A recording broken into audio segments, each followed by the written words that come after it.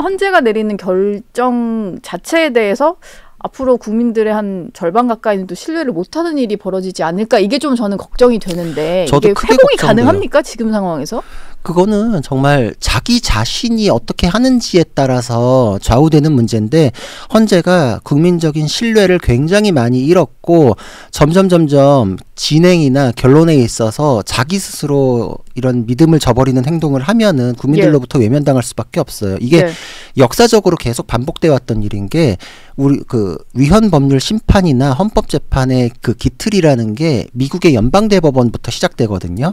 근데 미국의 연방대법원도 처음에는 권위가 굉장히 약했어요. 그래서 그 대통령이 연방대법원의 판결을 아주 가뿐하게 무시하는 일들이 계속 반복돼 왔었거든요. 근데 존 마샬 대법원장이 마버리 댄 메디슨 사건에서 굉장히 중요한 사건인데, 누구도 이걸 거부할 수 없는, 따를 수밖에 없는 논리를 제공하면서 판결을 딱 만들어서 헌법재판의 기틀을 만들었어요. 그러니까 스스로의 권위를 자기가 높인 거거든요. 결정을 잘 써서 누구든지 따를 수밖에 없게 해서. 근데 이게 뭐야? 이거는 따를 이유가 없네? 이렇게 해가지고 무시할 수밖에 없는 이런 상황을 스스로 만든다 그러면은 권위는 자기가 떨어뜨리는 거죠.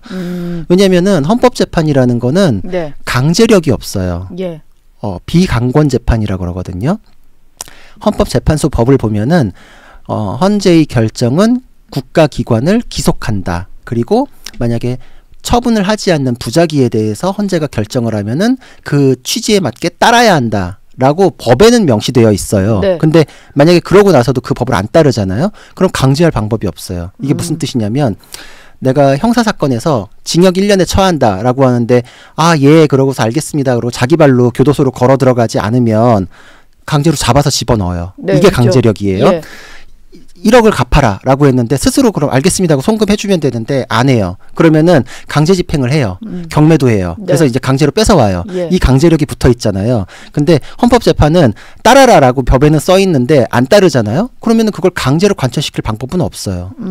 근데 문제는 이렇기 때문에 국가기관에서 이게 뭐야? 이게 뭐 말도 안 되네? 라고 해서 무시하면은 과거에 미국에서 벌어졌던 일, 그게 지금 우리나라에 또 벌어질 수 있고, 그리고 그럼 헌재의 권위는 땅에 떨어지고, 강제로 할 방법이 없는데, 이게 지금 사실 상당 부분은 현실에서 벌어지고 있었어요. 왜냐면은 헌재의 결정을 모두 다 잘 따르는 것 같겠지만 사실 제일 안 따르는 집단이 국회거든요.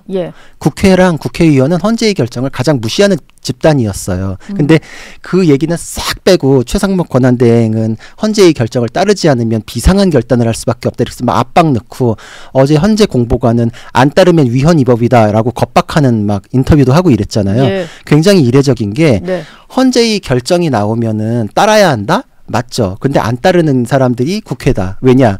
헌법재판소에서 결정 중에 헌법 불합치 결정이라는 게 있어요. 위헌 결정의 일종인데, 이제 앵커님도 들어보면은 이거 나 기사 쓴 적이 있을 텐데 아마 떠올릴 텐데, 지금 바로 떠오르는데? 그렇죠. 떠오르죠. 헌법에 이 조항이 합치되지 아니한다. 입법자는 이 조항에 대해서 몇 년 몇 월 며칠까지 개선 입법을 하여야 한다. 주문이 이렇게 나와요. 근데 개선 입법 안 하잖아요. 그쵸. 논의하다가 안 돼가지고 입법 사각지대 놓이고 뭐 이런 거 꽤 많잖아요. 그래서 언론에서 엄청 비판하고 이러는데도 국회에서 안 만들잖아요. 벌써 그런 기한만 몇 년씩 지난 법들 되게 많아요. 근데 헌법재판소에서는 이거에 대해서 스스로 권위가 떨어지고 망신스러우니까 별로 언급 안 해요. 그래서 작년에 이은혜 헌법재판관 퇴임할 때 퇴임사가 제가 기억이 나는데, 헌재에서 헌법을 지키기 위해서 결정을 했는데 이건 시작에 불과하고 마무리는 국회에서 입법을 해야 되니까 입법 좀 해주세요 이러면서 호소를 하더라고요. 근데 거기에 대해서는 호소를 하고, 최상목 권한대행에 대해서는 위헌 위법이다라고 겁박 놓고, 이게 지금 태도가 이상하잖아요. 똑같이 하려면은 국회나 국회의원들에 대해서도 당신들도 지금 위헌 위법인데 이거 왜 안 따르냐, 당신들이 이런 식으로 하니까 다 이게 권한대행에 대해서 내가 할 말이 없잖냐, 뭐 이게 맞지 않나요? 그렇죠. 그동안에 안 지켰던 데들도 같이 지적을 해야지. 그렇죠. 맞는 논리일 그리고 텐데. 민주당에서도 박찬대 의원도 비상한 결단이라고 이상한 얘기하기 전에 저희들부터 잘못했습니다라고 시인을 하시든가, 저희들부터 헌재의 결정에 대한 권위를 존중하고 입법이다 이런 거 충실히 따랐어야 하는데 우리부터 잘못했습니다. 지금 민주당이 원하는 법 다 만들 수 있잖아요. 뭐 그거는 왜 안 하고 남한테만 지키라 그러고 이러니까 지금 서로가 뭐 부조리한 행동들을 하고 있고 권위는 이래서 땅에 떨어지고 이런 모습 보면 국민들께서 못 믿겠다. 예. 못 믿겠다. 신뢰 믿겠다. 떨어졌다. 이렇게 되는 거죠. 지금 민주당에서는 계속 얘기하셨는데 최상목 권한대행에 대해서 뭐 물론 이제 선고가 연기되긴 했습니다만 헌재 결정이 나오면 따르지 않았을 경우에 비상한 결단을 할 수밖에 없다라고 하고 있잖아요. 근데 이게 정말로 탄핵으로 갈 수 있을지에 대해서는 좀 의문을 품는 사람들이 많아요. 이 많죠. 경제 위기 상황 속에 한덕수 권한대행 탄핵도 약간의 역풍이 왔는데 최상목 대행까지 할 수 있겠냐. 그래서 이게 압박용일까요? 그냥 이런 압박용이죠. 압박용인데 이거는 법적인 쟁점이랑 정치적인 쟁점이랑 두 가지를 따져볼 게 있는데 예. 정치적인 쟁점으로는 지금 앵커님 말씀하신 대로 민주당에서는 계엄 이후에 자신들이 다 뭐 원하는 대로 해도 다 따를 것처럼 생각을 했는데 이게 한덕수 권한대행에 대해서 탄핵하고 나니까 여론이 완전히 등을 돌려버렸잖아요. 네.